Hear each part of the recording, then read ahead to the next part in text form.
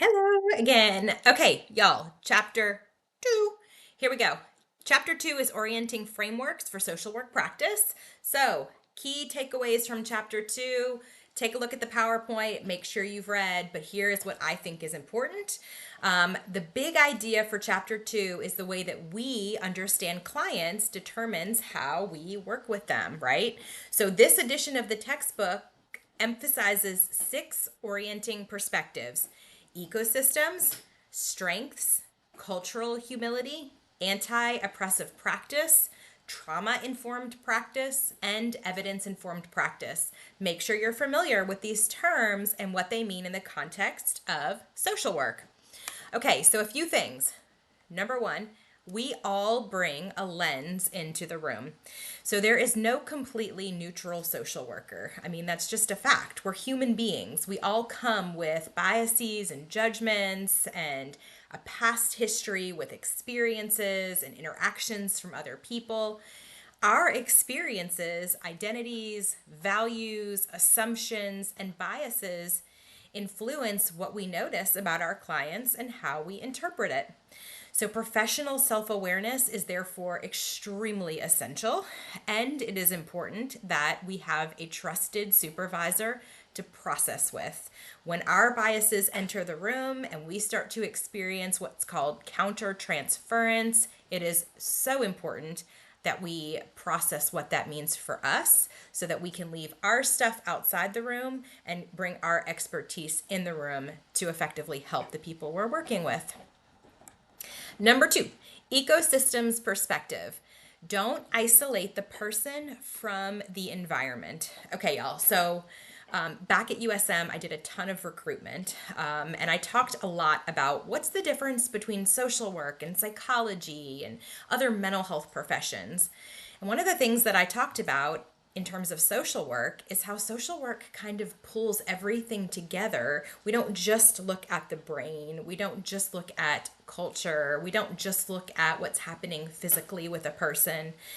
We take their environment into consideration when we're working with an individual or a family unit, and that is so incredibly important. So, using the ecosystems perspective, we are accounting for what's happening in the client's surroundings, okay?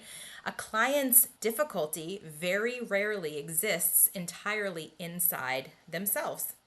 So we have to consider other things around them that are contributing to challenges, issues, problems, diagnoses, family, relationships, their neighborhood, school and work, finances, access to health care, discrimination, policy, community resources. Literally, the list goes on and on and on. There's so much in our systems, and there's so much in our clients' systems.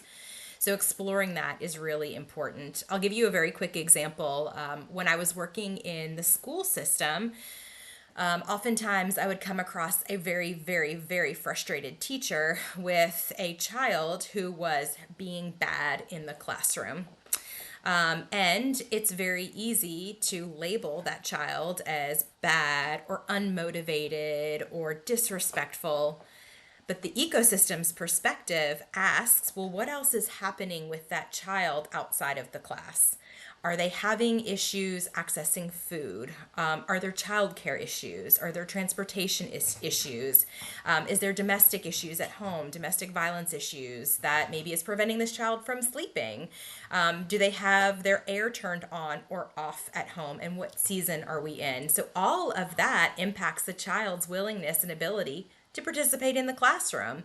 If the child's not well taken care of, then yeah, they're going to come to school and they're going to be hungry and tired and frustrated, or they're in survival mode, and grammar might not be the most important thing in that moment. So, addressing those other psychosocial issues from their environment is going to help make that child feel more seen and be more successful in the things that we need them to be successful in, like school. Number three, strengths perspective. Clients are more than their problems. This is a really big one.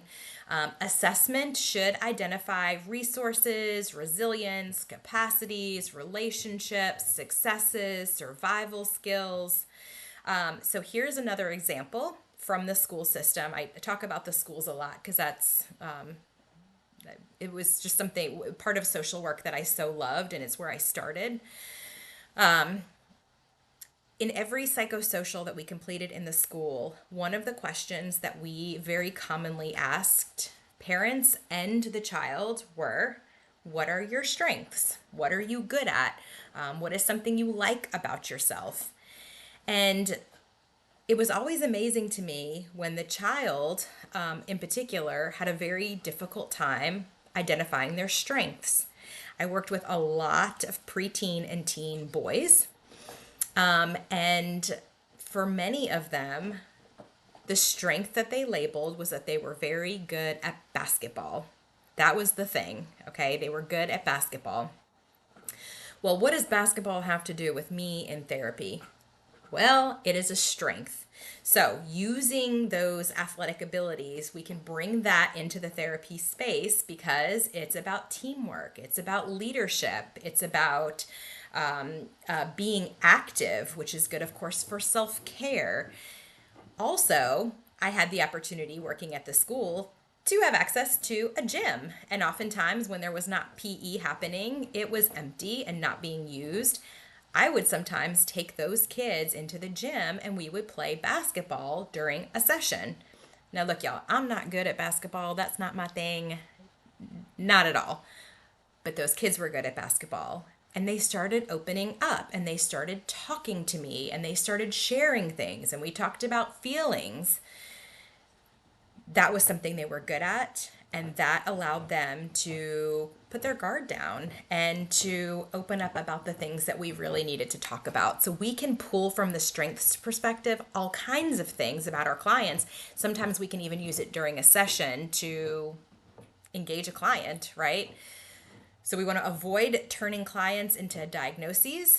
And we also have to remember that for many of our clients who are vulnerable or judged by society, the social worker is often the first person in their life who walks in without judgment, okay? We have our biases, but our goal in that space is to not have judgment. And so using that strengths perspective is very important. Number 4 is cultural humility is different from cultural expertise. So there's no way we can ever be an expert on every single culture. Humility requires us to be curious, to be self-reflective, to be aware of our own power, and our willingness to learn from the client, right? So we're going to have people who are different from us walk into our sessions and sit across from us all the time.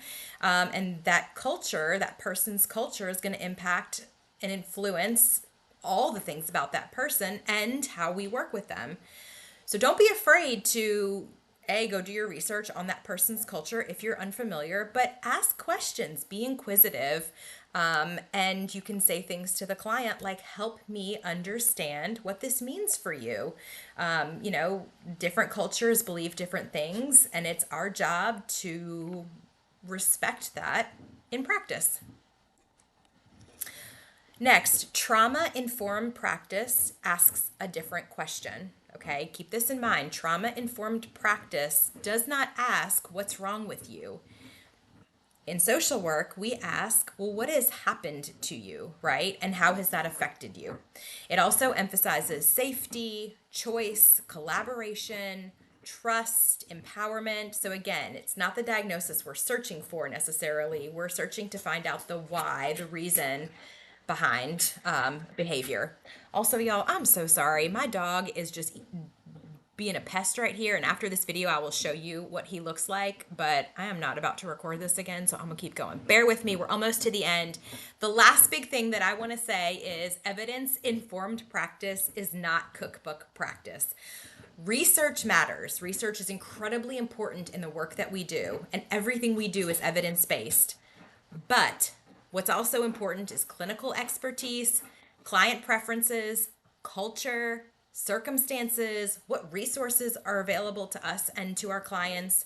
All of this is important in practice. So, to think on, how would your understanding of a client change if you looked at the person through a strengths lens? through an ecosystem lens or through a trauma informed lens. And one thing to remember is your theoretical lens affects what you see and what you fail to see. Okay, don't go anywhere. Yoshi, come and meet my students. Here. Hold on. Yes. Okay. And this is Yoshi. He's my non therapy dog because he's a big toot. Okay, say bye. Go read chapter 3.